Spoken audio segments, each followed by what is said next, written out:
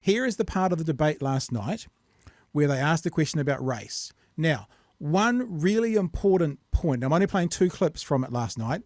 They both have a connection to Winston Peters, and it might be this clip, it might be the next clip, I can't remember how one of them ends.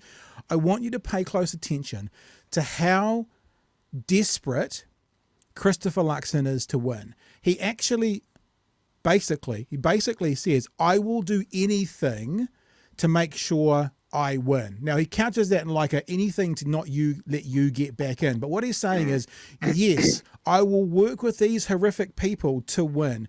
So Christopher Luxon has very clearly said, in his words, as I've paraphrased, he will do anything and work with anyone, no matter what horrific views they have, to win this election. Let's have a listen. Do you think we are a racist country, Chris Hipkins? I don't think we're a racist country, but I think some of our politicians are certainly playing the race card in this election. Is one of them in this room? You said that. Is one of them in this room? Well, he certainly wants to work with people who are. The answer was yes. The answer was yes, Chris. We are not a racist country. We are not a racist country, but there are people who are racist within New Zealand. But it doesn't make us a racist country. Paddy, I've got a quote I want to give you. This is a quote from last week, and it's from a New Zealand First candidate speaking at a Meet the Candidates meeting. And I get a bit angry about this because this is a direct quote. And it's only the third time we've played this quote tonight. Try if you want to, we don't care. You pushed it too far. We are the party with the cultural mandate and the courage to cut out your disease and bury you permanently. Christopher, you're willing to work with these people. Why? Well, I'll tell you why. Because I'll tell you what's going to happen is I don't want to work with New Zealand First, but I am going to make the call if it means that I stop you to Party Murray and Green coming to power in 3 years. Do you think that? I got to just say, I got to play that again because the Elmer Fudd moment. You know the Elmer Fudd moment where he's like, we're saying last night, we think one of the issues with Christopher Luxon is being a CEO. No one ever pushes back against CEO.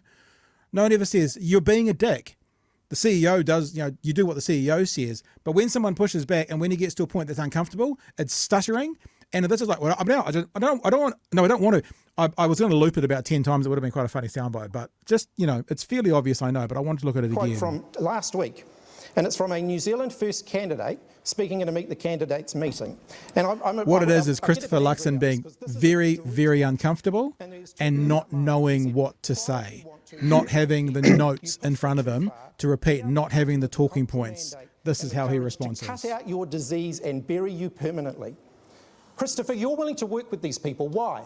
Well, I'll tell you why. Because I'll tell you what's going to happen is I don't want to work with New Zealand First, but I am going to make the call if it means that I stop you to Party Murray and Green coming to power in 3 years. Do you think that's racist? I do. I don't think that's acceptable at all. So why are you willing to have them sitting around the cabinet table? I don't think that's acceptable at all. But what I'd say to you is, I'm being clear about it. I want people to understand what's at risk at this election. Winston Peters described migration to New Zealand as an Asian invasion. Okay, guys, I have to come in here. And you worked with them for 3 years, and I'd never do it again. Yep, and he's worked with you for 3 years. So there you go. There's other things to look at, Jeremy, but what are your thoughts? I mean, that was, I wonder, I'm a bit disappointed with Chippy on one level because this should have been a conversation the whole time, not coming out 16 days before the election about what the other side is trying to do. But thoughts? I agree. It should have been coming out earlier. I think that slight fluster that you enjoyed so much.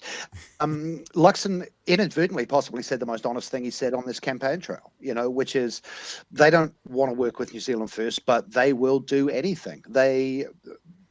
That's all they care about. That's all this is about, is taking power. That's it. Yep. Full stop. Yep. And, he quite rightfully brought up the fact that Labor have done so in the past, and Hipkins dealt with that, front-footed that, just said, yes, we have, and we won't do it again. Yeah, we made a mistake. That was a great moment. But, I mean, right there, Luxon has just summed up this election to me, almost in its entirety, which is this election. I'm feeling more disengaged with this election than I have since I started to vote, and I say disengaged deliberately, not unengaged, but disengaged, like actively put off. Yeah. For the first time in my voting life, the thought has crossed my mind, what's the point? Wow. But that's the thing. I don't have a list of things that I'm willing to vote that there's nothing out there that really makes me want to vote for it. It's about voting against things like this. It's against voting against the ACT Party or New Zealand First or the coalition of the three, including National. And that's because this election feels like the entire focus of it is October the 14th. That there's very little thought about what happens on the 15th and going forward. It's all about, I want that seat in Parliament. I feel that David Seymour, for example, is our generation's Winston Peters. He's playing by the Winston Peters playbook. Yeah. He wants his seat. He'd like a seat at the cabinet table. He'd love a deputy leadership. But if he gets that, we probably won't hear a word from him for 3 years, which is what Winston did time after time after time. Winston Peters has always been a pretty effective, be you a fan or not, opposition MP, and pretty ineffective I agree. when in government. I mean, you give him the wine box, right? You give him the wine box, and you could say, if you were being generous, well done on accumulating all the other seniors' benefits to the gold card. It wasn't that big of a deal. There was nothing special about it other than less space needed in your wallet. But generally in government, he's pretty ineffective. And I'll say what he said he won't do. He wants the baubles, which will make it an incredibly interesting time after the election, should there need to be a negotiation. Yeah, look, I'll agree with you. But I mean, this time it feels like everyone's playing that game. Everyone's playing the what happens on election day. And Luxon's just been inadvertently, I think, incredibly honest about it. I mean, he's basically just said, I don't care about any of this. I don't care what New Zealand First's candidates say. I don't care what their underlying policies are. What I care about is how many ticks go in that blue box on October the 14th. That's it. That's the end of my empathy right here. And I mean, that's distressing. I mean, that's actually a really disturbing thing, because in some ways it is a really important election, but I don't really feel that, anyone's really looking beyond the final result. Yeah, no, interesting. And you said earlier, I don't know if you just said it now because I was looking at the text as well, but you said it to me earlier about being a swing voter. And I said I wanted to ask you something about that.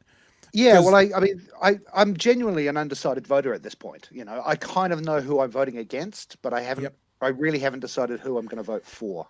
So I had a theory last week, and I can test it on you. Because a lot of the commentators are still saying, there's those undecided voters. There's those undecided. There's those swing voters.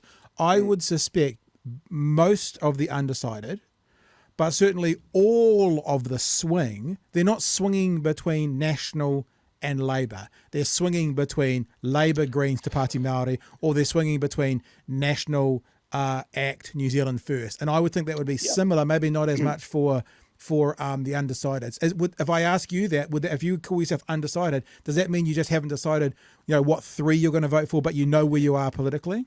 Yeah, essentially. Yes. I'm not ruling out. I mean, National have got 2 weeks to change my mind, but it would be a huge change. I'm a left-wing voter. It's as simple as that, and it's even more complicated because my electorate, my local MP is Shannon Halbert, who's, in the middle of his own scandal. And I haven't received the candidates list yet. It's entirely possible I'll look at an independent as a candidate just to see. I will be voting on, what they're offering. But yes, I do agree with you. I think maybe swing is, it's a swing within one half of that spectrum. I'm swinging between that. And I think that's a reasonable assumption. And what that means is that's not going to change the polls that much.